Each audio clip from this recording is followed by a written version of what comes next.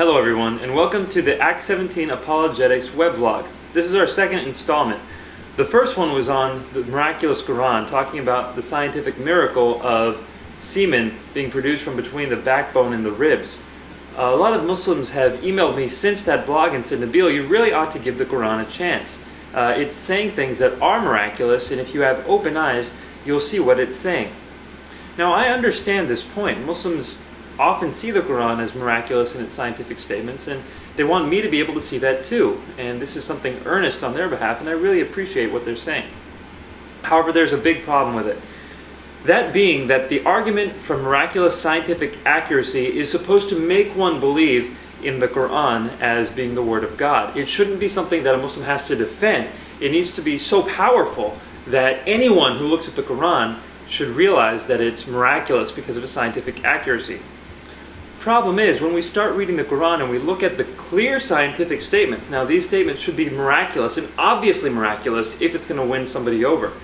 When we start looking at the clear scientific statements over and over and over again, we see that they're flawed. Like I said in the last blog, sperm and semen does not come from between the backbone and the ribs. This is what it obviously seems to say, and in order to defend this statement as scientifically miraculous, Muslims have to come around with alternate interpretations. This is not something that someone just reading the Qur'an would do if they're trying to see if it's from God or not.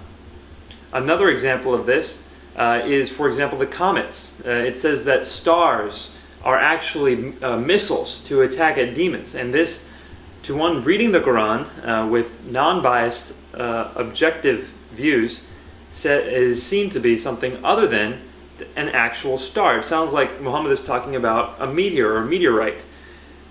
Now, when over and over and over again we see that the clear statements need to be vastly reinterpreted in order to be scientifically miraculous, someone like me is just left saying, well, why in the world should I conclude that this is scientifically miraculous? The only way to even make it scientifically coherent is by taking the words and interpreting them to mean something other than what they obviously mean. Let me put this another way. If someone said, hey Nabeel, look at this book. It was written by a psychic 100 years ago, and everything that is said in there has since come true. Therefore, this psychic must have truly had psychic powers. I would say, wow, that's a pretty amazing claim. Let me see this book. Then if I read it and I see over and over and over again, claims were made that just do not sound accurate. And I say, well, this doesn't sound accurate. And the person responds by saying, aha, well, you need to interpret it to mean this. And he starts giving me a long series of interpretations. That to me at the end of the day would have me say, okay, I can see why you believe what you believe. I don't think you should believe it. I certainly don't believe what you believe. I don't have any reason to reinterpret the text as much as you do. The same goes with the Qur'an. For the Qur'an, people say it is so scientifically miraculous, and I say, show me that, and I take a look at it, and I don't see any scientific miracles. All the clear statements over and over and over again are flawed, and when I bring these up with Muslims, they say, oh, well, allow me to explain it to you. Well, there's no persuasive power there. It's not persuasive at all. Don't forget, the argument from miraculous scientific accuracy is an offensive argument. It's an argument to try to bring someone towards Islam. However, at the end of the day, it simply does not work in that regards. The only way it does work is for keeping people within Islam. If people in Islam are trying to make their Qur'an sound miraculous and they're looking for ways, they will reinterpret things in order to make them sound miraculous, and that's understandable. However, it's not something that any non-Muslim would do. They would read the text and see what it actually says, let it stand for itself, without any sort of eisegesis or reinterpretation.